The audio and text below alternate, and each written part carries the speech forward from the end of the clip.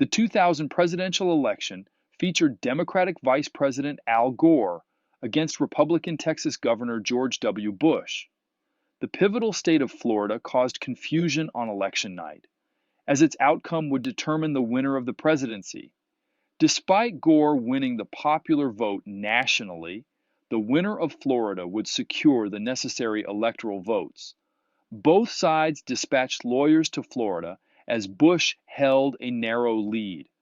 A manual recount of votes commenced, but the battle shifted to the courts. On December 12th, the U.S. Supreme Court voted 5-4 to halt the recount, leading to Bush's victory in Florida and ultimately the presidency, although many contested the decision. On September 11, 2001, terrorists hijacked planes and orchestrated attacks on significant targets. 2 planes struck and toppled the World Trade Center's Twin Towers in New York City, while another crashed into the Pentagon outside Washington, D.C. A 4th plane, thanks to passengers' heroism, crashed in Pennsylvania, possibly preventing further devastation. These coordinated attacks claimed around 3,000 lives, including many first responders. In the aftermath, the government identified Osama bin Laden, a Saudi Arabian millionaire, as the mastermind behind the attacks, operating within the global militant Islamist organization Al-Qaeda, governed by the strict fundamentalist Islamic Taliban regime. President Bush initiated an international coalition to combat terrorism, leading to military intervention in Afghanistan after the Taliban refused to surrender bin Laden. While coalition forces disrupted terrorist operations in Afghanistan, bin Laden remained at large. President Bush initiated an international coalition to combat terrorism, leading to military intervention in Afghanistan after the Taliban refused to surrender bin Laden. While coalition forces disrupted terrorist operations in Afghanistan, bin Laden remained at large. The September 11th attacks prompted fears of ongoing terrorism in the U.S., resulting in the passage of the USA Patriot Act by Congress. This law granted the government expanded powers to conduct surveillance and searches on suspected terrorists, although it raised concerns about constitutional violations. Airport security also underwent significant government oversight in response to the attacks.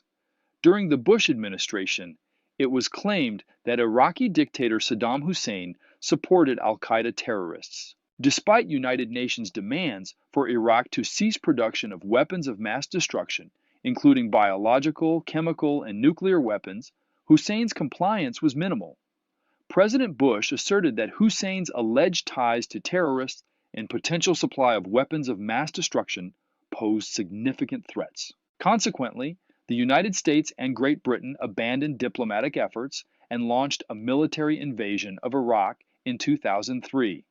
Iraqi forces were swiftly defeated and Saddam Hussein was captured. However, subsequent searches for WMD in Iraq yielded no evidence, leading to widespread questioning of the war's justification and a decline in Bush's popularity. Iran also emerged as a concern for Americans. The United Nations demanded that Iran halt uranium enrichment, a process used in the development of nuclear weapons, threatening sanctions if Iran persisted. Education reform was a significant agenda item for President Bush, who passed a law mandating standardized testing for basic skills and specific grades. Schools were also required to show improvement in test scores. Bush aimed to partially privatize Social Security, although this proposal did not gain approval. On social issues, Bush leaned conservative, advocating for restrictions on abortion and backing capital punishment. Despite widespread dissatisfaction with his presidency, Bush was re-elected in 2004. Challenges persisted for Bush, particularly regarding public discontent over the ongoing war and revelations of unwarranted surveillance of American citizens. Additionally, controversies arose regarding the use of torture on terrorist suspects. Consequently, in 2006, the Democrats regained control of Congress. Economically, Bush faced criticism as the country transitioned from a surplus to a significant deficit during his tenure. Increased military spending due to two wars, terrorism threats, and tax cuts accused of favoring the wealthy exacerbated economic concerns. Corporate scandals prompted Congress to pass the Sarbanes-Oxley Act, establishing regulatory oversight of the accounting industry's involvement with corporations. In late 2007, the U.S. experienced a financial crisis triggered by poor decisions from major banks, resulting in economic slowdown. By 2008, the nation entered a severe recession characterized by declining economic activity, marking the worst downturn since the Great Depression. Factors such as a lax government oversight of investment banks, incentivized home ownership leading to a housing bubble, and subsequent burst contributed to widespread financial distress. Foreclosures soared as homeowners struggled to meet mortgage payments and unemployment rose.